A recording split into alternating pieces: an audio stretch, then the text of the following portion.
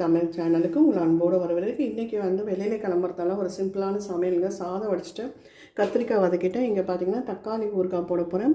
இந்த பக்கம் பார்த்திங்கன்னா வெந்தயம் கோதுமை சேர்த்தா ஒரு அருமையான பணியாரம், உடலுக்கு ரொம்ப நல்லதுங்க. இது வந்து நான் அடுத்த ஒரு வீடியோவில் இது விவரமாக போடுறேன். ரொம்ப சூப்பராக இருக்கும், லைட்டாக கசப்பு தன்மை இருக்கும். அப்புறம் ஊறுகாய்க்கு வேண்டியது இது பார்த்திங்கன்னா பழுத்த மாங்காயில் இன்ஸ்டன்ட் ஊறுகாய், அவ்வளோதாங்க இன்றைக்கி சமையல். இந்த பக்கம் பார்த்திங்கன்னா தக்காளி ஊறுகாய்க்கு வந்து மிளகா, புளி, அப்புறம் 2 ஸ்பூன் கடுகு, 1 ஸ்பூன் வெந்தயம் எல்லாத்தையுமே வறுத்து எடுத்துருக்கேங்க. புளி வந்து ஒரு நெல்லிக்காய் சைஸ் எடுத்திருக்கேன். இதை நான் மிக்சியில் அரைச்சிட்டு வந்துடுவேன். ஷார்ப்பாக 12 மணிக்கு கிளம்புற மாதிரி இருக்குங்க. அதனால் ஃபஸ்ட்டு நம்ம ஒரு பக்கம் பணியாரம், ஒரு பக்கம் ஊறுகாய் இதுக்கு தாளித்து கொட்டிடலாம். இது வேக வைக்க தேவையில்லை, ரொம்ப சூப்பராக இருக்கும். லைட்டாக பழுத்திருக்கு. அது அரைக்கிறதுக்கு முன்னாடி நம்ம வந்து இந்த இதை ஊற்றிட்டு போயிடலாங்க. கோதுமை மாவு, வெந்தயம், பச்சரிசி, அப்புறம் வெல்லம். இப்போ பணியாரம் ஊற்றியாச்சுங்க. அது வேகட்டும், மூடி போட்டு மூடிடலாம். இப்போ பார்த்திங்கன்னா நம்ம மாங்காய் ஊறுகாய்க்கு உப்பு சேர்த்துக்கலாங்க. தேவையான உப்பு சேர்த்துக்கோங்க. பொடி இது வந்து அப்படியே அள்ளி போட்டு வாயில் சாப்பிடுவாங்க, அதனால் பொடி கொஞ்சம் கம்மியாக சேர்த்துக்கோங்க.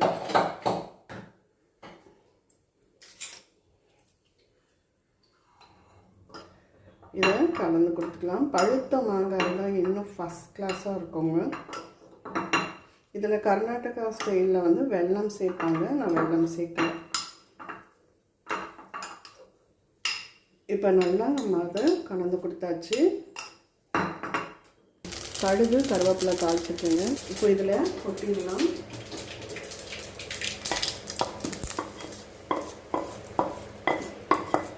இப்போது இதுலேயே நம்ம தக்காளி ஊறுகாய் கலரிக்கலாம். அவ்வளோதான், உங்களுக்கு பழுத்த பச்சை மாங்காய் இன்ஸ்டன்ட் ஊறுகாய் தயாராகிடுச்சு. இது இருக்கட்டும் ஒரு புறம்.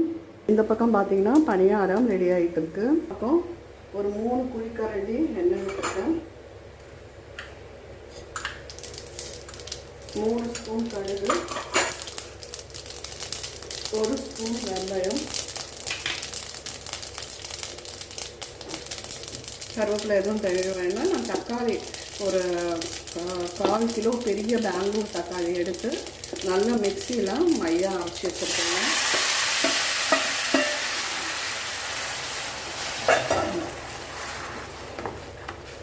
அது நல்லா தண்ணி போகிற அளவு நல்லா வதங்கணும்.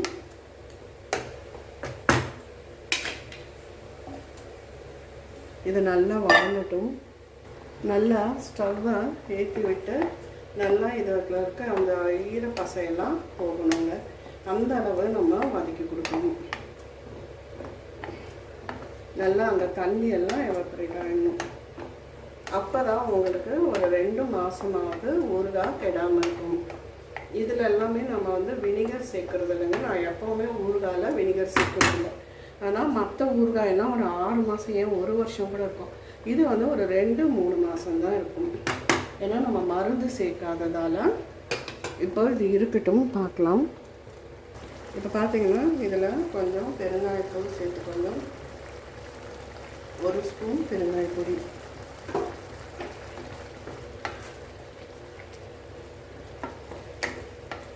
நல்லா நம்ம ஊற்றுற எண்ணெய் அப்படியே பிரிஞ்சு வரணும். அதுக்கப்புறம் தான் ஒவ்வொரு பொடியாக நம்ம சேர்க்கணும்.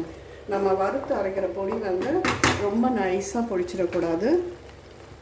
இப்போ பாருங்கள், நம்ம ஊற்றினதில், அதாவது நம்ம தக்காளி எண்ணெய் எல்லாம் சேர்த்ததில் எவ்வளோ நிறையா ஊற்றிருந்தோம். இப்போ பாருங்கள் நல்லா சுருண்டு வந்திருக்கு.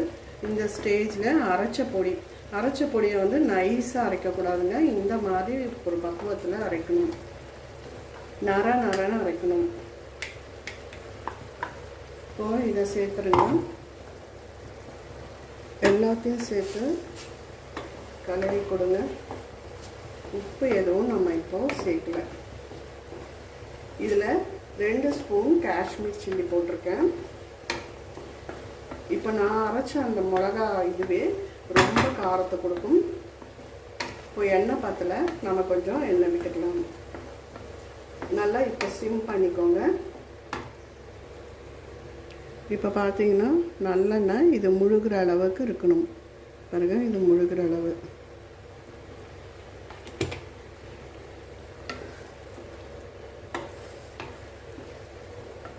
ஈர ஸ்பூன் அந்த மாதிரி போட்டால் கெட்டுடும், நம்ம வினிகர் சேர்க்காததால். அது மட்டும் இல்லை, ஊறுகாய்க்கு பொதுவாக ஈர ஸ்பூன் போடக்கூடாது. கண்ணாடி ஜாடி இல்லைன்னா பீங்கான் ஜாடி, பிளாஸ்டிக்கில் எதுவும் நம்ம வைக்கக்கூடாது.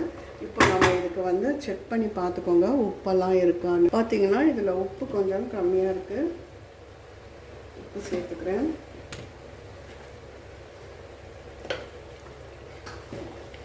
இது தோசை சப்பாத்திக்கு கூட சூப்பராக இருக்குங்க.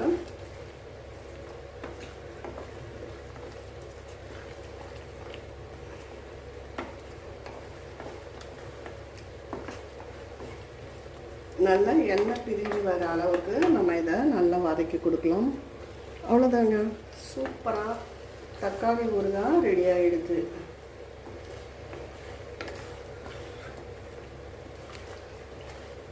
நான் எப்போவுமே ஸ்டாக் வச்சுக்க மாட்டேங்க. பிஸ்னஸ் பண்ணும்போது அவங்க ஆர்டர் கொடுக்கும்போது தான் நான் ஒவ்வொன்றா பண்ணி கொடுப்பேன். அப்போ வந்து உங்களுக்கு அந்த ஃப்ரெஷ்னஸ் போகாது, ஊறுகாவும் நல்ல டேஸ்ட்டாக இருக்கும். உங்களுக்கு யாருனாலும் தேவைப்பட்டதுன்னா வாட்ஸ்அப் நம்பருக்கு கால் பண்ணுங்கள், ஆர்டர் ப்ளேஸ் பண்ணுங்கள். இப்போ பாருங்கள், நல்லா தக்காளி ஊறுகாய் ரெடி ஆகிடுது.